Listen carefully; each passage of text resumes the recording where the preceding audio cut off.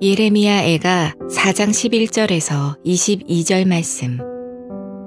여호와께서 그의 분을 내시며 그의 맹렬한 진노를 쏟으시며 시온에 불을 지르사 그 터를 사르셨도다. 대적과 원수가 예루살렘 성문으로 들어갈 줄은 세상의 모든 왕들과 천하 모든 백성이 믿지 못하였도다. 그의 선지자들의 죄들과 제사장들의 죄악들 때문이니 그들이 성읍 안에서의 의인들의 피를 흘렸도다. 그들이 거리거리에서 맹인같이 방황하며 그들의 옷들이 피에 더러워졌으므로 아무도 만질 수 없도다. 사람들이 그들에게 외쳐 이르기를 저리 가라 부정하다. 저리 가라 저리 가라. 만지지 말라 하였으며 그들이 도망하여 방황할 때에 이방인들이 말하기를 그들이 다시는 여기서 살지 못하리라 하였도다. 여호와께서 노하여 그들을 흩으시고 다시는 돌보지 아니하시리니 그들이 제사장들을 높이지 아니하였으며 장로들을 대접하지 아니하였음이로다. 우리가 헛되이 도움을 바람으로 우리의 눈이 상하며 우리를 구원하지 못할 나라를 바라보고 바라보았도다. 그들이 우리의 걸음을 엿보니 우리가 거리마다 다닐 수 없으며 우리의 끝이 가깝고 우리의 날들이 다하였으며 우리의 종말이 이르렀도다. 우리를 뒤쫓는 자들이 하늘의 독수리들보다 빠르며 산 꼭대기까지도 뒤쫓으며 광야에서도 우리를 잡으려고 매복하였도다. 우리의 콧김 곧 여호와께서 기름 부으신 자가 그들의 함정에 빠졌으며 우리가 그를 가리키며 전에 이르기를 우리가 그의 그늘 아래에서 이방인들 중에 살겠다 하던 자로다. 우수 땅에 사는 딸 에돔아 즐거워하며 기뻐하라. 잔이 내게도 이를지니 내가 취하여 벌거벗으리라. 딸 시온아 내 죄악의 형벌이 다하였으니 주께서 다시는 너로 사로잡혀 가지 아니하게 하시리로다. 딸 에돔아 주께서 내 죄악을 벌하시며 내 허물을 드러내시리로다. 오늘 하루도 하나님이 주시는 평안으로 승리하시길 주님의 이름으로 축복합니다. 우리나라는 외세 침략을 많이 당했던 나라입니다. 주변국인 중국과 일본으로부터 침공을 당한 적이 상당히 많죠. 심지어 나라를 빼앗긴 적도 있어요. 우리나라 사람들은 일제 치하에서 식민지로 살면서 큰 아픔을 겪어야 했습니다. 그 기간이 무려 36년이나 됩니다. 그런데 우리나라보다 더 많이 외세 침략을 받고 더 오랜 기간 동안 식민지 생활을 했던 나라가 있습니다. 바로 이스라엘이에요. 이스라엘은 하나님의 백성으로서의 정체성을 지키지 못해서 하나님의 심판을 참 많이도 받았던 나라입니다. 그들이 받았던 여러 심판들 중 하나가 오늘 본문의 배경이 되는 바벨론의 침공입니다. 이스라엘은 바벨론에게 나라를 빼앗겼습니다. 그 아픔을 노래로 표현한 것이 바로 예레미야 애가죠. 그들은 이방 민족에게 처참히 짓밟혔습니다. 그 이유는 하나님의 뜻에서 벗어났기 때문입니다. 하나님은 당신의 뜻을 저버린 이스라엘 백성들을 이방 민족에게 넘기셨어요. 이스라엘 백성들은 나라를 잃은 서러움과 고통 속에서 오랜 세월을 지내야 했습니다.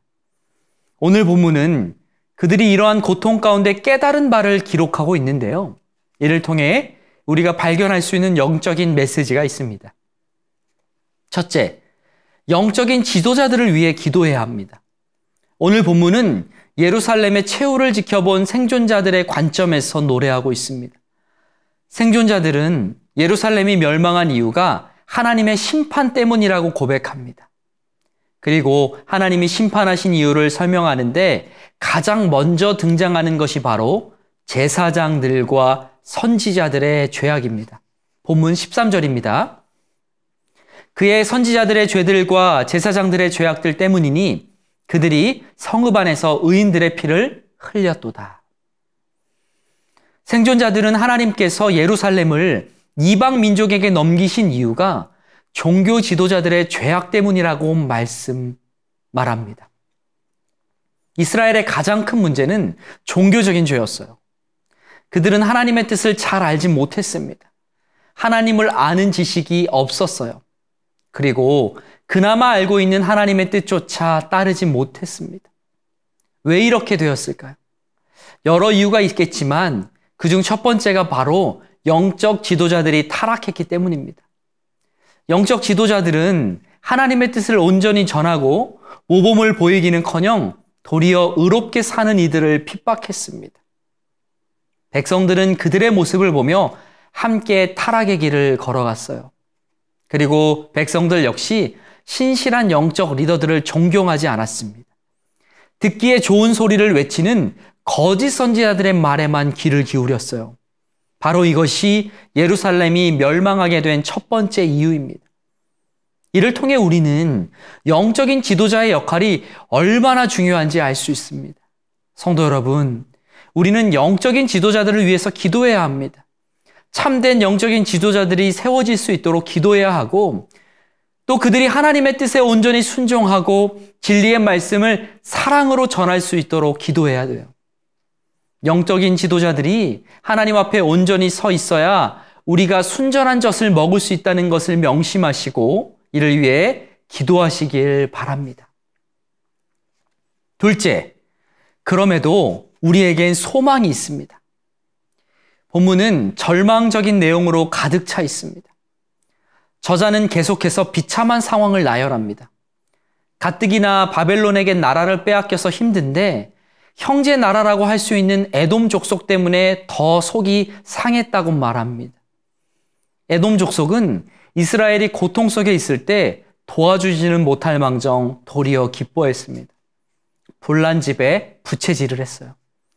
저자는 이런 에돔 족속의 모습을 보면서 너희들도 우리처럼 수치를 맛보게 될 것이라고 말하며 이를 갈았습니다.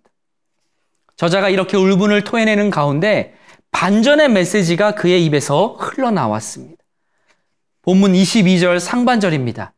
딸 시온아, 내 죄악의 형벌이 다하였으니 주께서 다시는 너로 사로잡혀 가지 아니하게 하시리로다. 저자는 이제 죄악의 형벌이 다했다고 말합니다. 하나님이 주신 징계의 기간이 끝나가고 있다는 것이죠. 이 말은 이제 회복이 시작될 것이라는 뜻이기도 합니다. 이 메시지는요, 우리에게도 유효합니다. 우리의 죄악으로 말미암은 형벌은 예수 그리스도께서 모두 짊어지셨습니다. 예수님이 십자가에서 모조리 감당해 주셨어요. 그러므로 예수님의 십자가를 붙드는 자는 누구든 죄의 문제를 해결받습니다. 성도 여러분, 예수 그리스도가 없었다면 우리는 나라를 잃은 이스라엘 백성들보다 더 끔찍한 심판을 받아야 합니다. 그러나 예수 안에 거하면 모든 형벌은 나와 상관이 없어집니다. 이 사실을 꼭 가슴에 새기시고 오늘도 감사의 날을 보내시길 주님의 이름으로 축복합니다. 기도하겠습니다. 하나님 아버지, 조국 대한민국을 불쌍히 여겨주시기 원합니다. 나라의 위정자들이 하나님을 경외하게 하시고 특별히 영적인 지도자들이 더욱 깨어있게 하옵소서. 하나님의 뜻을 분별하고 순종하는 일에 본이 되게 하시고 주의 자녀들을 진리의 말씀과 사랑으로 잘 이끌게 하옵소서. 예수 그리스도의 십자가의 은혜를 늘 기억하기 원합니다. 우리가 죄로 인해 받아야 할 끔찍한 형벌을 대신 감당해 주시니 감사합니다. 구원의 감격이 회복되는 오늘이 되게 하옵소서. 예수님의 이름으로 기도합니다. 아멘.